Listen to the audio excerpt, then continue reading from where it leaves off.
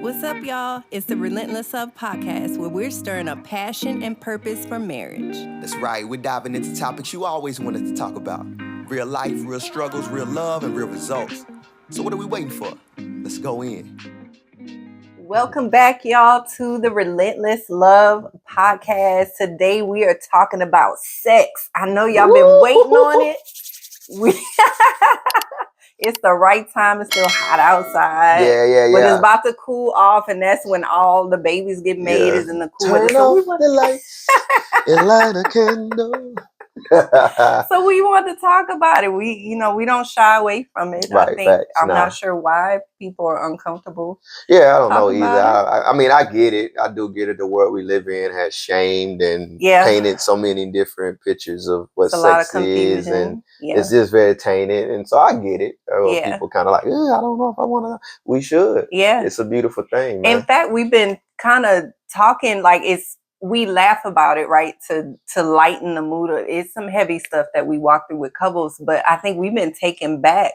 Oh yeah. By, I get that sex can be an issue in marriage, but like going 9 years, y'all, without I can't fathom. That hurt me. Yeah, it hurt. It hurts. In fact, that was like the one thing we didn't have communication. We didn't have a plan, but we had like some sex. We had some sex. Our son came instantly. As soon as we said I do, we were there. We were there. So thank God that was one of our saving graces. Facts. Was we at least connected in that way. We couldn't connect emotionally or verbally and spiritually, but we connected on that level. Yeah. And I'm thankful. Yeah. We still do. No, we still do. We're getting greater, right? They would say wine over time. Yes. You know what I'm saying? Can we just dispel that myth that after you get married, it gets boring and predictable? Nah, it intensifies. And Mr. Jones enjoys change. But it's working. Yeah. You find your rhythm, man. You know what I mean? You find your vibe. It gets better. And you grow. And it's a beautiful thing. And it's special. It's a gift. It is. And so we should be using that gift. And I think it does. It is heartbreaking when we hear, certain couples is like 9-10 years or this or that, or they just like sex is not even a thing anymore. Right. Like, or they have a great friendship and that's beautiful. But like, man, there's so much more that you're missing. Right. And so that's what we're going to talk about today. Yes.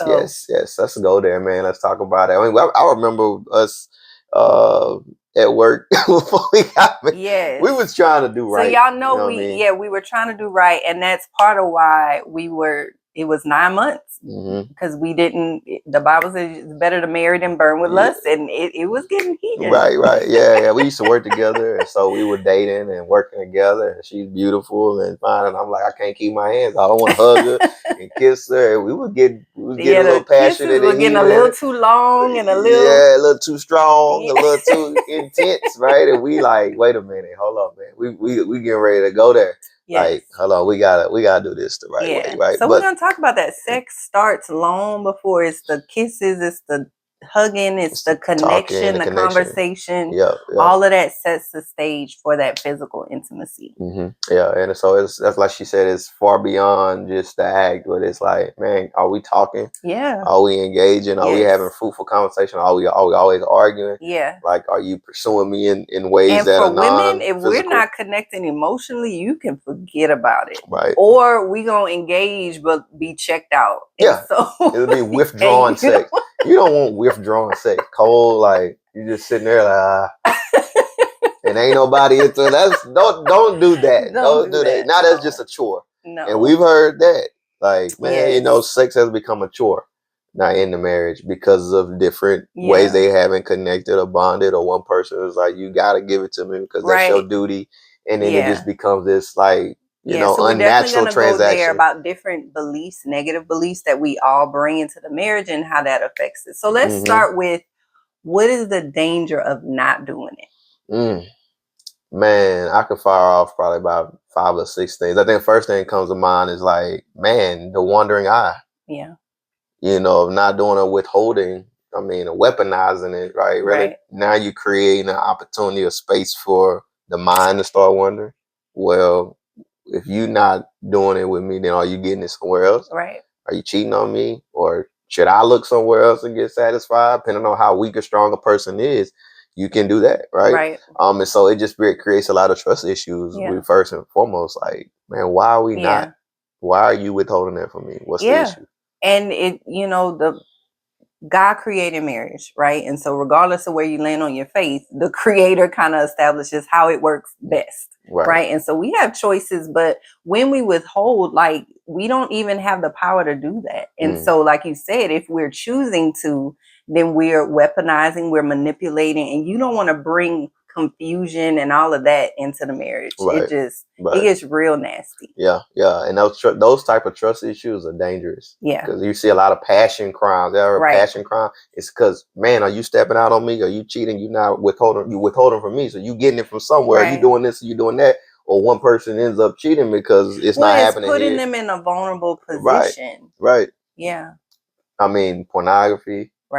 Is always a danger, because now it's like, well, now I got to find other ways to get satisfaction. And that belief, I have to find other ways because it's not happening here. I mean, think about all the dangers and the relationships and the self-sabotage that's happening because of this very thing. Man, infertility, impotency, just a lot of different things. And then just the insecurity it brings, to the other spouse who's not partaking in it. It's just not building intimacy.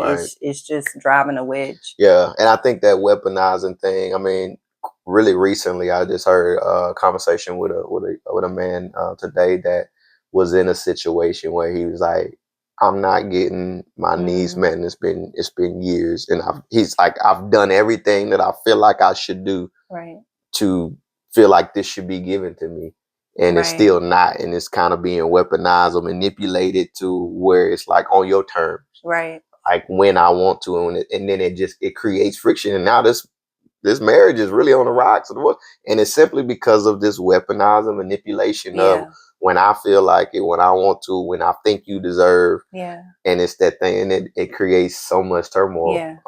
It leaves room for such vulnerability, and it doesn't start with the physical, like, infidelity. It starts really with the emotional. Facts. And that's literally what he said. He was like, man, I feel like we're both being prideful. And it ain't, and that being prideful has everything to do with day-to-day life. It ain't even got nothing to do with the bedroom. It's like probably with bills and with parenting and with where we gonna eat, and all that. And it's so much stubbornness in there. It's my way or no way. It translates into physical intimacy and connecting in that way. And now you got a whole fallout because of this withholding and this kind of weaponizing of sex. And I just want to share a few real things, because I think people, I don't know, they're kind of shocked at how it happens, but it doesn't just happen overnight. It's like small steps and decisions that kind of shift you that way. I remember one couple sharing, like, one spouse didn't want to partake in, like, having a drink, going out to have a drink. And that was important to that spouse for whatever reason. So he went out, and the more he did it, then inserts this woman. And then conversation. You know how the story goes. Conversation, emotionally bonding. Now we struggling at home. Got drinks involved.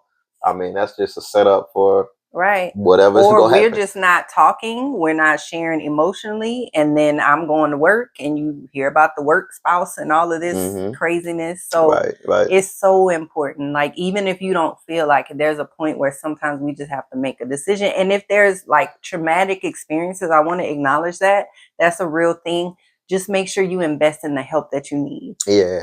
I think that ties into the belief aspects of, like, man, what do you believe about sex? Like, have y'all ever asked your spouse that, like, hey, what do you believe about sex, about intimacy? Like, I don't know, it's kind of it's hard to go in the past and talk about, like, your spouse's past sexual experiences, stuff like that. But all of that has shaped who they are now, showing up with you in a relationship. Well, I think that's a good way to frame it, and where you're not having to associate it with past experiences. You're just asking, what do you believe about it? So that's that's a good vernacular or verbiage you can use, that it's neutral, right? And so nobody has to take it personally. But it's important. You want to know what they believe, because it's contributing to how they show up. Exactly. And depending on what their experiences were, good, bad, tragic, traumatic, right? Like, all of that shapes the response you're gonna get here. But if you don't have an understanding, you're gonna just personalize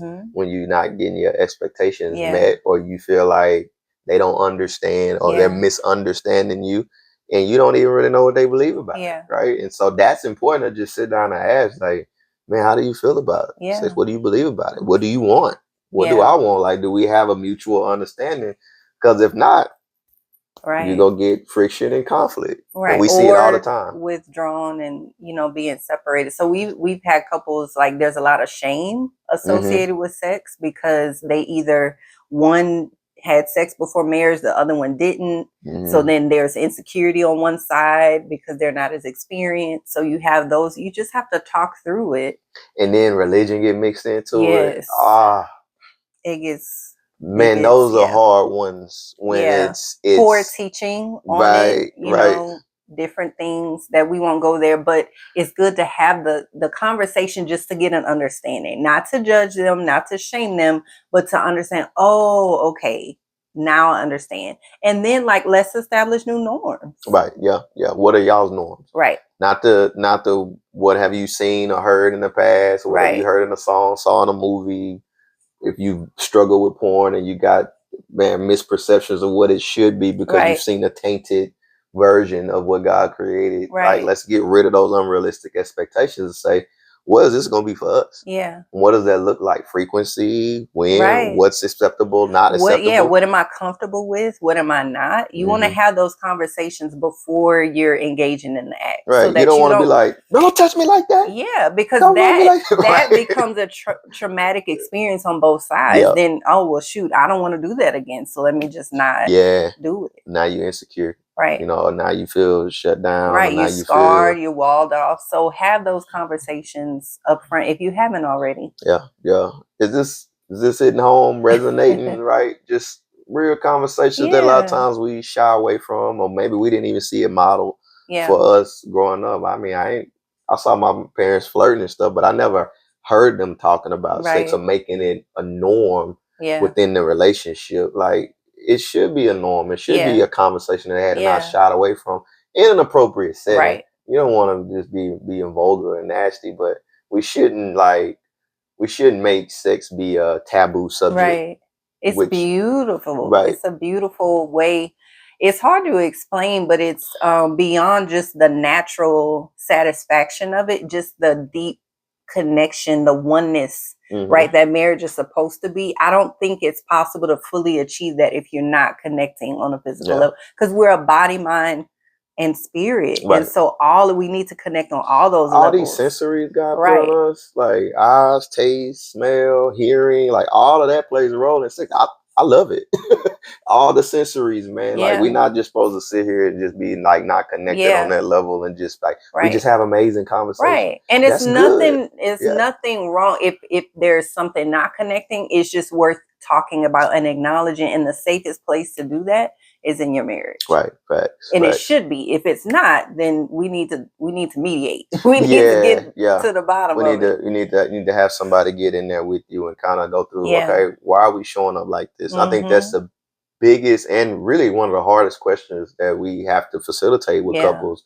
And you can tell there's some insecurity and some embarrassment, which it shouldn't be, but it's like, we cannot let this just be shelved and not talk about it. Like, what are y'all believing about sex in your marriage, and why is it such a obstacle? And usually it's just misunderstanding, misperceptions, that then it's hard to respond. Right. You know? Yep. So take the shame off. Yeah. Take the taboo off of it. It's beautiful, regardless of where you come from or your background. God approves of it when it's in the confines of this relationship, and He wants it to be a blessing to your marriage and your relationship, and it should be, and it can be. The marriage bed is undefiled, so as long as y'all in agreement about what you do, there's really nothing off limits that is within the confines of that covenant relationship. Right, exactly. Let's normalize healthy, fun sex within the marriage and conversations surrounding it. Yeah, it's super important. So, what tips will we give, right? Because it doesn't just start with the physical connection. So what wisdom would you share? I think you're just beautiful. I think, I joke about this, but in seriousness, I say it. Affirm the beauty of your spouse that you attracted to him. Like, say it, like, man, you're beautiful. I married a beautiful woman. It was purposeful. When I seen her, I was like, yeah, I want her, man. She is beautiful. She fine, sexy. All the other things that I got to know about her just insinuated or accented what I already saw. Yeah. So I'm attracted to my wife, and I should be. And I should say that, man, I'm attracted to you. Man, you're beautiful. Man, I love you. I want to touch you. I want to kiss you. I want to hug you. Like, I want to be close to my spouse. And I think that the more that both of you mutually do that, the more confidence you build in each other and in yourself. But the more you subconsciously are telling yourself, I want her. Yeah. I want her. I want her. And so it's never faking. Right. There's never like, a fake attraction. There's like a legitimate attraction there, and it stirs up and it builds. So now I want to pursue. Right. Right. So see it, say it. Don't hold back. Those words matter. They really do. And that begins the stimulation, right? So it's how we engage, how we connect emotionally, right? Because those words do something, and that touch does something, and non-sexual touch, especially for women, is so important. So I remember one couple, they were saying like, you used to undress me a certain way. Why don't you do it? We get lazy if we're just honest. You tear it off. Take that off. Take it off. All of those things that we used to do, don't stop doing those things or asking, right? Because we change and we evolve. Yeah. Right? Yeah. And that's normal. Our sex drive I think I asked Dominique too much. I'll be like, you like that? You like that? You like that? You like that? You want that? That's that communication in here. I'll be like, you like it? You like it? You like it? You like it? You like it? You like it? But hey, talk, say something, dude. Get back into the groove of like, I want to make sure that I said last episode, customer service. Yes. I say I'm here to serve. Well, how can I best serve you and make you feel like you're the greatest customer? And if we are both prioritizing each other and making sure that our needs are being met and we're pursuing each other and serving each other, then man, you priming the pump and fueling. Yeah. And talk. Resolve conflict. I try to like get all the stuff out the way. Like, man, like, do we got unresolved conflict? We've been arguing because I know if she has a certain demeanor, if we got certain plex going on, I don't even need to approach you. I've seen them lions. You can be overly considerate, like, oh, she's like, tired. I'm like, I don't want to get the praying mantis to rip my head off. Like, I'm an Animal Planet guy. I've seen like lions fighting and praying mantis. The woman killed the dude after they make love. So y'all don't mind him. Listen, do what is best for you. We've had a couple. They schedule it. That's not our thing. Yeah. But if that works for them, hey, do what you gotta do. Yo, there was a pastor, wife, husband and wife. It was a good idea. I never implemented it, but they was like, they got a Monday, Wednesday, Friday rule. Oh. They was like, yo, Monday, Wednesday, Friday. Those are our nights, man, where we get busy. You know what I mean? And they like, yo, they don't let certain amounts of time go by without coming together and doing their thing. And they like, yo, we got a Monday, Wednesday, Friday rule or a Tuesday, Thursday rule. To where we don't let any time go by. I know for us, one thing that we do is not like planned, but it's just like an idea. Like if we're traveling, I was just we're away from each other or something. Like we don't leave and be separated from each other without coming together because you alleviate the temptation. Of like, no, I'm satisfied. Right. I'm good. I'm not out here hungry and we've thirsty. Connected. It's not just a fear of what if. It's no, I want to come together with you before you go, and I want to do it when you come back. Right. And that's necessary, man. That's bonding. You know what I mean? And so, but it alleviates territory for deception and temptation and for tragedy to strike when you actually are meeting those needs, fulfilling that void that might be there with your spouse, man. And it's a protection. Yeah. At the end of the day, it is. Yeah. So don't leave room for that. You need that connection. You want that intimacy. Remember, it begins long before the physical touch happens. So make sure you're connecting emotionally. You're communicating. Even spiritually, I feel like spiritually we're on a different level when we connect in that way. Oh, of course. I mean, when we started, it was just more like, okay, this is just keeping us right engaged. But then the more we grew emotionally, the more we resolved conflict, and then the more we understood our spiritual connection and roles in a relationship, and us growing in that way, we just saw the more beauty in it. And man, God, man, this is a great gift from God, and we like synced up spiritually too. It just takes everything to a whole nother level. And that's how after 16 years it just gets better, because it's enhancing the physical, but it's like all of these powers combined. I'm thinking about Captain Planet. Y'all facts. Y'all rings are synced up. And the light show happens, man. Yes. But we're bonding on so many other levels because we're truly partnering. We're business partners, parenting partners, we're life partners, we're friends. And it's sexy when I see my husband doing what he's created to do. I love it.